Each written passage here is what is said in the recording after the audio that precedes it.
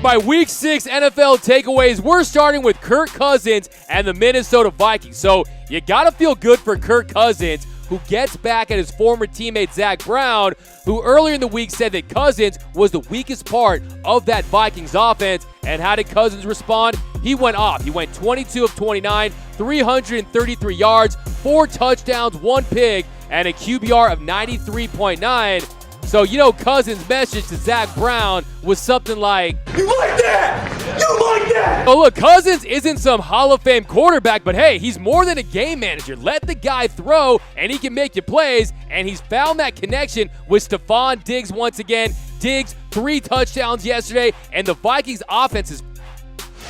And what a terrible week for Atlanta sports fan. First, the Braves, they give up 10 runs to the Cardinals in the first inning of the NLDS Game 5. Then number 3, Georgia, they lose to unranked South Carolina on Saturday. And then to add insult to injury, yesterday the Falcons. Matt Ryan plays great. 30 for 36, 356 yards, 4 touchdowns, no picks. But kicker Matt Bryant, he had missed 3 extra points in his 11-year career, and he missed an extra point yesterday. They lose to the Cardinals. Rough week for Atlanta fans.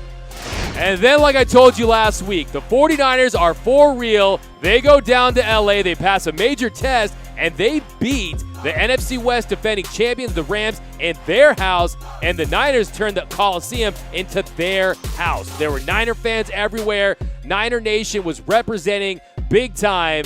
And that defensive line is ferocious for San Francisco with Ford, Armstead, Solomon Thomas, Nick Bosa. They just outmatched that Rams O-line, and they win 20-7. Now, if this Niner team, if they can get their offense humming, Jimmy Garoppolo yesterday, 24 for 33, no touchdowns, a pick, ran for a team total of 99 yards. If this offense can get close to matching the productivity of this defense, the Niners may be the best team in the NFC, along with my Super Bowl pick, the Green Bay Packers. And next, the Houston Texans and Deshaun Watson, they continue to impress. They went up to Kansas City. They beat the Chiefs 31-24, and Deshaun Watson, another nice game. 30 for 42, 280 yards, 1 touchdown, did throw 2 picks, but then he also got 2 touchdowns on the ground, rushed for 42 yards on 10 carries. Now the question is, did he surpass Patrick Mahomes for the MVP? And the answer is no. Patrick Mahomes is still a better player, more of an impact player. He was injured. He clearly doesn't look like he's 100%. And then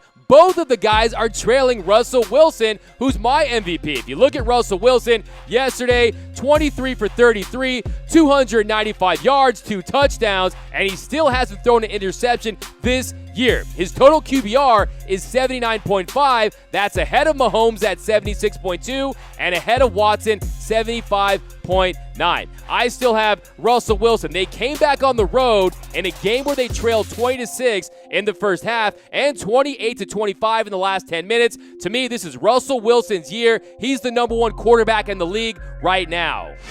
And then how about Lamar Jackson? Yesterday, 152 rushing yards for the former Heisman Trophy winner out of Louisville. I remember when he was in college, everyone, including myself, was saying he's not going to be able to be a quarterback at the next level. He should play receiver. Well, I want to say right here, I'm sorry, Miss Jackson. I was wrong, and a lot of pundits around the world were wrong too. Your son is a stud. Your son is an elite quarterback in this league right now, and he's just below Mahomes and Deshaun Watson in that MVP conversation. Also threw for 236 yards, was 21 for 33. An exciting watch. Most exciting guy since Michael Vick, in my opinion.